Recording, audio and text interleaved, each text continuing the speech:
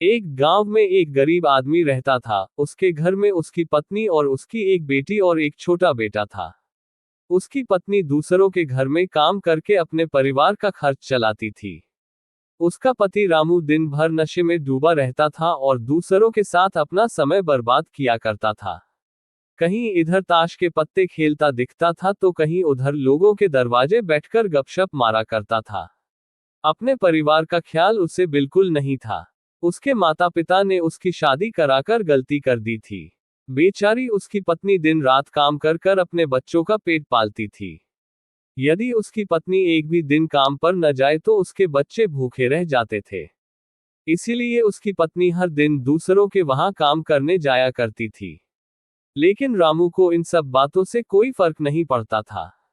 उसे बस अपना समय बर्बाद करके हंसी मजाक और पत्ते खेलने में बहुत मजा आता था। शाम को शराब पीकर घर आकर जोर जोर से अपनी पत्नी को चिल्लाता था।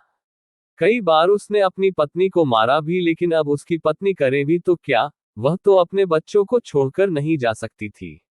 रामू को जो कोई भी समझाता था कि रामू कुछ काम धंधा कर पैसे कमाया करो, अपने परिवार का खर्च तो उठाओ, 2 बच्चे हैं, तुम्हारी पत्नी है, उनकी देखभाल करो, ऐसे अपना समय क्यों बर्बाद करते हो।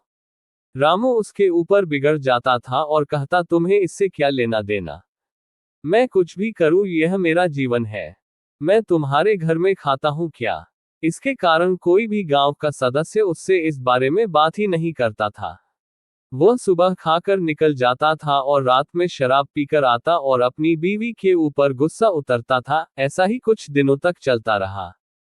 कुछ दिनों बाद संसार में एक ऐसी बीमारी ने जन्म लिया जो मानव जाति के लिए अत्यधिक खतरनाक थी। चारों तरफ उस बीमारी का कहर था। आप सब जानते होंगे, मैं कोरोना वायरस की बात कर रही हूँ। जब सरकार द्वारा लॉकडाउन लगा दिया गया था तब चारों तरफ लोगों का एक दूसरे के वहां आना जाना बंद हो गया था। सारे कार्य, सारी फैक्ट्रियां, सारी गाड़ियां इत्यादि बंद हो गए थे।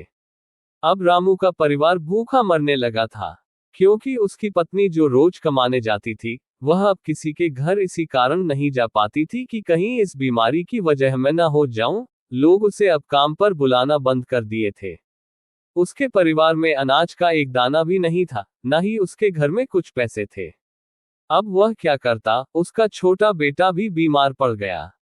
बच्चे की तबीयत ज्यादा खराब हो गई। तब रामू को समझ आया कि अपने परिवार का ध्यान देना चाहिए। उसने बच्चे को अस्पताल ले जाने को सोचा, परंतु उसके पास पैसे नहीं थे। वह गांव वालों से पैसे उधार मांगने गया। गांव वालों ने कहा, पहले कहने पर तो हम लोगों को ही जली कटी सुना देते थे, अब इस लॉकडाउन में हमारे पास कहां से पैसा आए जो मैं तुम्हें दूं। यही कहकर सब उसे लौटा देते थे। रामू बहुत परेशान था। अब करे भी तो क्या करे। वह चाहकर भी कुछ नहीं कर सकता था। पूरा दिन बीत गया। समय पर इलाज न मिलने के कारण उसके बेटे की तबीयत और भी ज्यादा खराब होते चली हो गई। तभी किसी तरह उसकी पत्नी, जहां काम करती थी, वहां से कुछ पैसे जुटाकर लाए और अब रामू अपने बच्चे को लेकर गांव के बाहर एक अस्पताल में पहुंचा। रामू दौड़ता हुआ डॉक्टर के पास गया। उसने कहा, डॉक्टर साहेब, मेरे बच्चे को बचा लीजिए।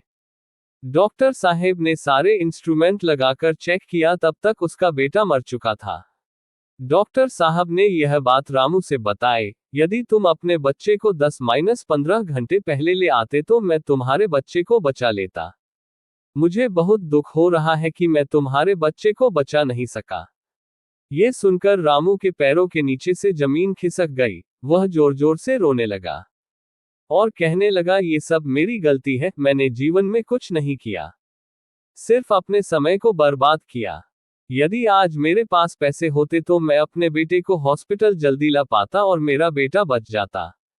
मैंने अपने जीवन में समय को बहुत बर्बाद किया है, परंतु आज बेटे को खोने के बाद मुझे समय की अहमियत पता चल गई है। तो दोस्तों, हमें इस कहानी से यह सीख मिलती है कि हमें अपने समय को बर्बाद नहीं, बल्कि उसका सदुपयोग करना चाहिए। तभी हमें जीवन में सफलता मिल सकती है। इस कहानी में अगर रामू पहले से कोई काम करता होता तो उसके पास पैसे होते और समय पर अपने बेटे का इलाज करा पाता, जिससे उसका बेटा आज जिंदा होता।